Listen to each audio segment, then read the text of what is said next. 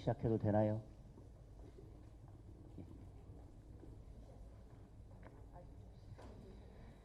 이재명 대통령이 직접 대미 관세 협상 관련 조인트 팩트시트를 발표했습니다. 우리 경제의 불확실성 완화 측면에서는 긍정적으로 평가합니다.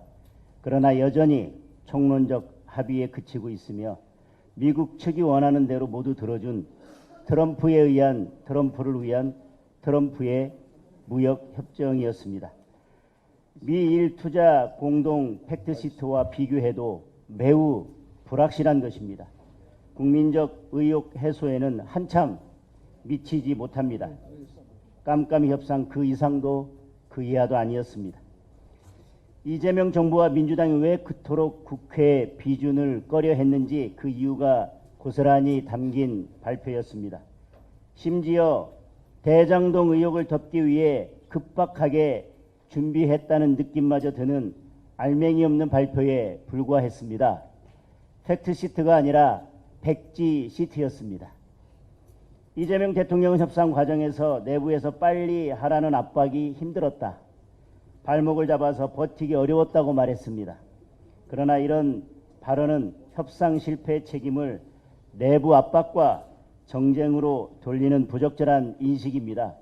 국민이 궁금해하는 것은 누가 대통령의 감정을 불편하게 했느냐가 아니라 한국의 이익이 어떻게 지켜졌는가입니다. 하지만 팩트시트 어디에도 그 답은 없습니다. 먼저 3,500억 달러 대미 투자 구조에 대한 설명이 없습니다. 한국의 외환 위기가 시작됐다는 공식적인 선언과도 같지만 3,500억 달러 중 2,000억 달러를 현금으로 부담해야 된다는 점, 연 200억 달러씩 어떻게 조달할 것인지, 외환 보유 훼손을 어떻게 막을 것인지, 투자 손실 발생 시 어떤 안전장치가 있는지에 대한 설명은 단 한마디도 없습니다. 핵잠 도입은 미국이 핵잠 건조를 승인했다는 말 외에는 구체적인 내용이 없습니다. 정부가 국내 건조를 요구해 관철시킨 것처럼 설명하고 있지만 국내 건조 장소 합의는 팩트시트에 담기지 않았습니다. 핵연료 협상, 건조 위치, 전력화 시기에 대한 설명은 없으며 세부 요건 마련을 위해 협력하겠다는 뚱구름 잡는 선언만 존재합니다. 정부는 국내 건조를 중심에 둔 실행 가능한 계획을 명확히 밝혀야 합니다. 국내 건조가 맞다면 공식적인 문안에 담아와야 합니다. 우리 정부의 일방적 발표만으로는 그 결과가 언제든지 바뀔 수 있는 만큼 명확한 답을 제시해야 합니다. 또 사실상 농축산시장 추가 개방을 약속했습니다. 농식품 무역의 비관세 장벽 해소, 미국산 농산물 승인 절차 간소화, 미국 과일 채소 전용 데스크 설치, 육류, 치즈 시장 접근성 보장 등을 명시해 국내에 농축산물이 들어올 수 있는 문을 열어주었습니다. 그동안 이재명 정부는 국회와 언론의 질문마다 관세 협상은 농축산물 개방과는 무관하다고 부인해왔지만 이번 문서는 스스로 그 해명을 뒤집은 셈입니다. 반도체 관세는 불리하지 않은 대우를 제공할 예정이라는 모호한 문장만 명시되어 있고 관세를 어떻게 할 것인지에 대한 구체적인 이익은 전혀 확보하지 못한 채 빈칸으로 남겨졌습니다. 디지털 주권과 관련된 양보도 조용히 끼워 넣었습니다. 디지털 서비스 데이터 이전 관련 법 정책에서 미국 기업 차별 금지를 명시하고 WTO 전자상거래 관세 면제 영구화를 지지한 것은 망 사용료 부과, 구글 고정밀 지도 반출, 플랫폼 규제 등 한국의 디지털 정책과 정면으로 충돌할 수 있는 내용입니다. 국가 안보와 데이터 주권을 고스란히 내어주어야 할 신사가 된 것입니다. 그럼에도 정부는 어떤 제도 변화가 예상되는지, 국내 기업과 이용자에게 어떤 영향이 생길지 단 한 번도 설명하지 않았습니다.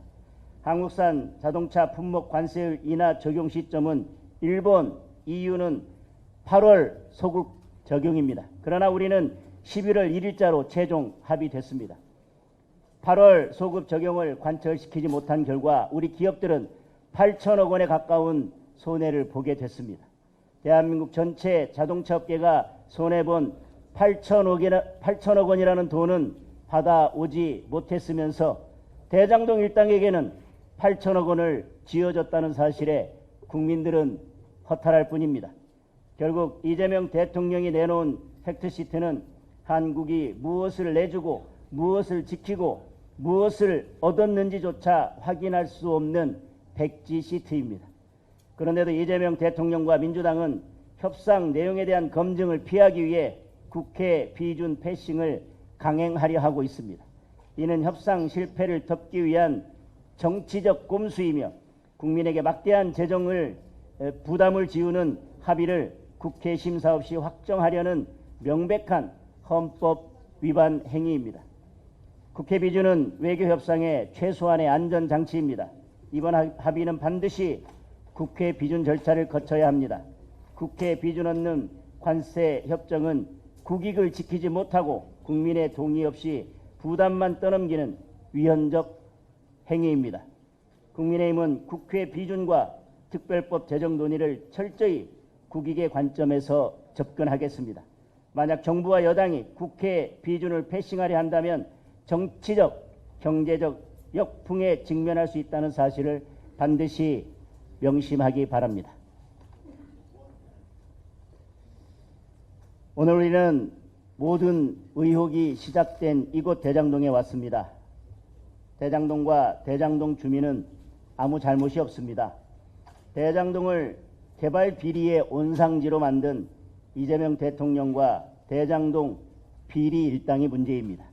이재명을 위한 이재명과 법무부의 협박에 의한 노만석의 위법적인 항소 포기로 인해 대장동의 진실이 진흙 속에 파묻힐 위기에 처했습니다. 대장동 일당의 1심 판결문을 보면 이재명 대통령의 이름이 400번 넘게 등장합니다. 판결문은 이미 대장동 게이트의 몸통이 누군지 답하고 있습니다. 모든 정황들도 오직 한 곳을 가리키고 있습니다. 법무부 장관의 입장 표명도 외압이 될 수 있다던 정성호 장관은 본인 스스로 6년 전에 소신을 꺾어버리고 신중한 판단을 하라는 의견으로 항소 포기를 압박했습니다. 취임사에서 검찰의 공정, 형평, 절제를 운운하던 이진수 차관은 스스로 그 가치를 짓밟고 검찰의 항소 포기 선택지만 제시했습니다. 단군일의 최대 비리를 단죄해야 할 검찰은 헌정사상 최악의 면죄부를 주었습니다. 그 배후에는 대통령의 뜻이 있었습니다. 428억 뇌물공여 약속죄와 7,800억 배임죄에 무죄가 선고되었는데도 검찰은 항소를 포기한 것입니다. 성남 시민이 돌려받아야 할 7,400억 원의 범죄 수익은 대장동 일당의 노후 자금으로 변했습니다. 더 충격적인 일은 검찰이 포기한 항소심이 이재명 대통령의 공직선거법 사건에서 무죄를 선고한 바로 그 재판부에 배당되었다는 것입니다. 이것이 우연이 아닙니다.